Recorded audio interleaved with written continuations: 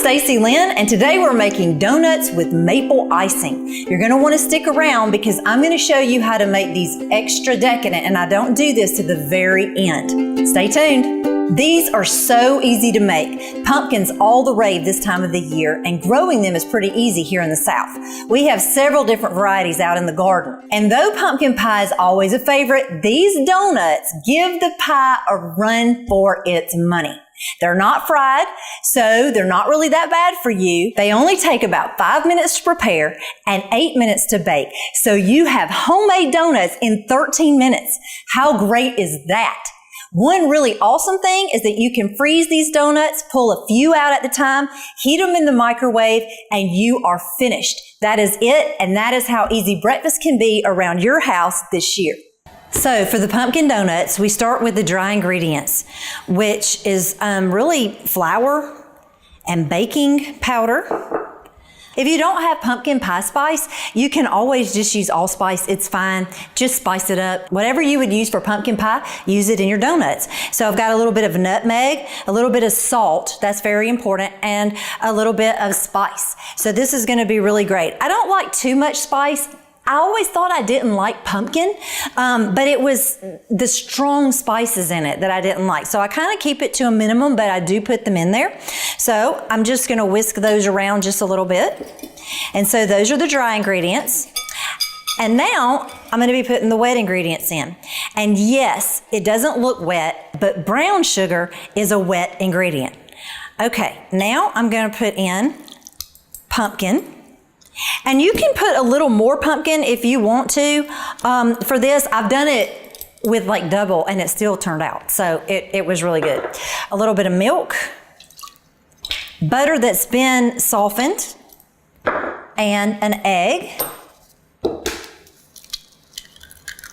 Fresh eggs from the coop. It's awesome to go out into the garden and to get pumpkin and then to go get the eggs and then, to have fresh milk, and it's just amazing how fun that feels to be able to get most of your stuff from just right outside. But canned pumpkin works great. If you're using a fresh pumpkin, you'll want to put your pumpkin into the oven, like get the cavity out, the seeds and everything, put the pumpkin in the oven, let it go for as long as it takes to get tender, and then pull it out and scoop out the fleshy goodness inside, and then you've got pumpkin puree right there. Okay, so I mixed all that together, and now I'm going to add the dry ingredients in with the wet. I'm just adding a little bit, half of it at the time. I don't really want to overwork it. All right, so there we go. And then I'm going to put a little bit of vanilla in here. All right, there we go. This is going to be so good. It already smells delicious. I know when it gets in the oven, it's going to even smell that much better. Okay, so you don't have to have a fancy piping bag. You don't have to have tips. You don't have to have anything. All you have to have is a gallon Ziploc bag. So I'm going to fill this up, and it's going to work perfectly.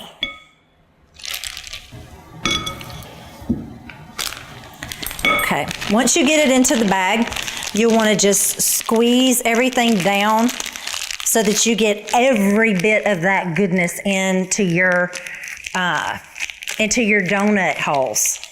I'm going to spray the pan with non-stick cooking spray. All right, cut the tip off of the end. All right, now I'm going to just messed up right there, but we get that off. Okay. Just fill the cavities right in, and it's just perfect.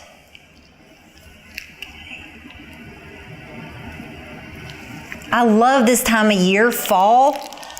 It just reminds me of pumpkin and squash and Thanksgiving food. I'm going to shake it around just a little bit. Just bounce it up and down on the counter a few times to get all the air bubbles out of there and to make sure that you get a perfect donut. Okay, I'm gonna move it off the top. Why I keep doing that, I don't want that to touch right here because it's gonna be harder to get out of the donut holes if it's baked up on the top of the pan. Okay, so now it just goes into a 350-degree oven for about 8 minutes, and then we're gonna have fresh homemade donuts. It's icing time. Now, I'm gonna tell you, this icing is to die for. I could sit here and eat it with a spoon, all of it, and then make another batch. Okay, so right now we have powdered sugar. Of course, that's always the base for most icings. And you could do a cream cheese icing on this. I think it would be really, really good. I'm gonna get the lumps out the best I can here. And you can always do this also with a mixer, but I really don't like to get extra equipment out if I don't have to because I'm sort of lazy and I absolutely hate to clean up. So I am gonna then pour 2 tablespoons of maple syrup, okay? A little bit of milk. I'm not gonna use all of it because sometimes I like mine to be a little bit more thick. And then cinnamon, which is that special ingredient, and salt, which is even better, a pinch of salt. That is very necessary for this recipe. So I'm gonna mix all that together and you're gonna get this beautiful fall colored icing to go on the beautiful orange donuts. Now don't forget that you can put the donuts without the icing in your freezer and pull them out one at a time, you know, as the week goes on, and make 8 of them and pull one out every day for your breakfast. And you'll get your vitamin A, I believe, in, and your beta carotene, I think.